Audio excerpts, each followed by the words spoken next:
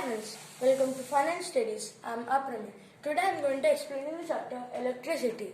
Can you imagine a hot day in a summer without electricity and no electric appliances work like ACs, fans, coolers, etc.?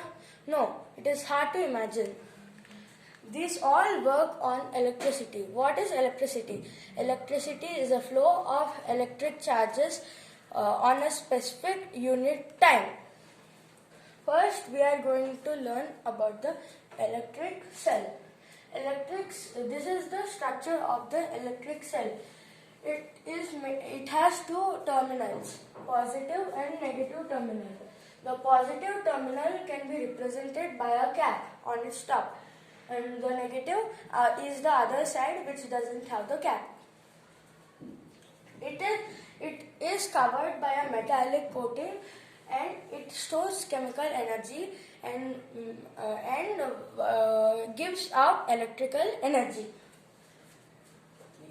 Few may think that the cell and the battery are same. No, the cell is only one, but the battery consists of two or more cells. Take an example of car battery. Car battery is made up of 6 cells. So this is a car battery and it gives more electrical energy than this cell. There are other types of cells like button cell and solar cell. Button cell is in the size of a small button. It is used in wristwatches and a few small toys. Solar cell. In these 3 cases, you see that something is in common, the storage of chemical energy. But if you come to the solar cell, there is no chemical energy used here.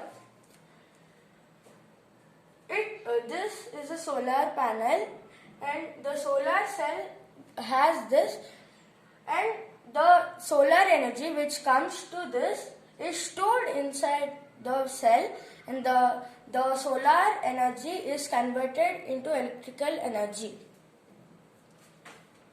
Now we will learn how to make our own battery.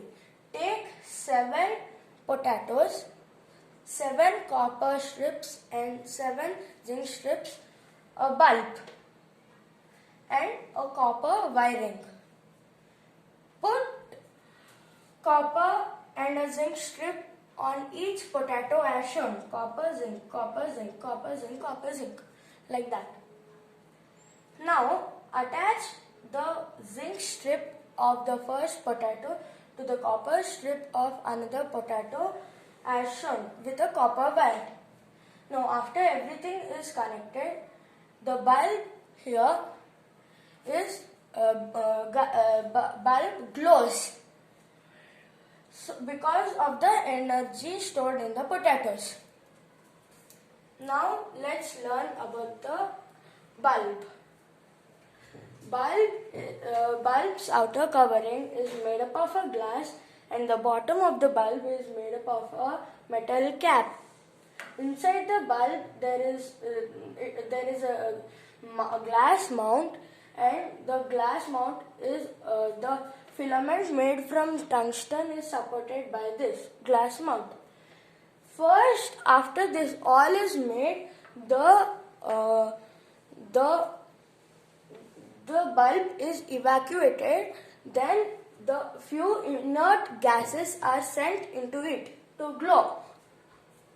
Now let's learn about the electric circuit. To make this, we need a bulb, a switch and a battery.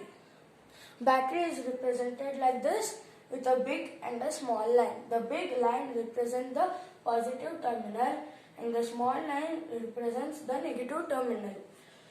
Now connect the battery to the switch to the bulb to the battery. To the cell. Now on the switch, the bulb glows. If there is a cut in a wire, the bulb doesn't glow because there is no specific current and again getting the energy back to the cell. So this is not a complete circuit if there is a gap between the wire. Making our own switch. To make our own switch, take a wooden plank, a battery and a bulb. Take 2 small pins and a safety pin. Now first take the wooden plank and 2 small pins and attach it to the wooden plank. The gap between them should be of the size of the safety pin. Now attach one pin to a bulb, the bulb to the battery to cell, the cell to another pin.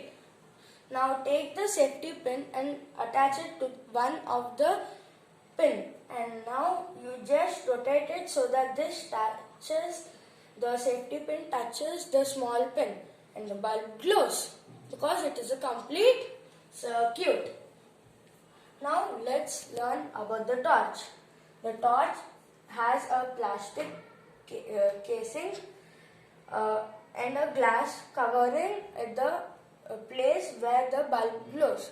There is a bulb inside the plastic casing, a switch here to on and off, and two cells with a metal spring so that it glows. When it ons, the spring and everything gets on and the bulb glows. Now let's learn about conductors and insulators. What is a conductor? Conductor are materials which pass on the electricity through them. Example: water, salt, metals, etc. And the insulators are materials which do not allow the electricity to pass through them. Example: plastic, rubber, wood, etc. So only if you take a wire, it is covered with plastic so that even when the electric shock is there in the wire, the user would not get shock. Now let's see few preventions to prevent electric shocks. 1. Get a fuse. Fuse is an object like the filament in the bulb. Whenever the excess voltage comes to the bulb, the fuse or the filament in the bulb breaks. So even in other electrical appliances, if there is a fuse, if there is high voltage, the fuse breaks and prevents the machine to get damaged. Next, second, earthing. Earthing means making wires go deep through the ground, and so that even if there is current shock, no one above the ground wouldn't get the shock. Third, caution sign boards.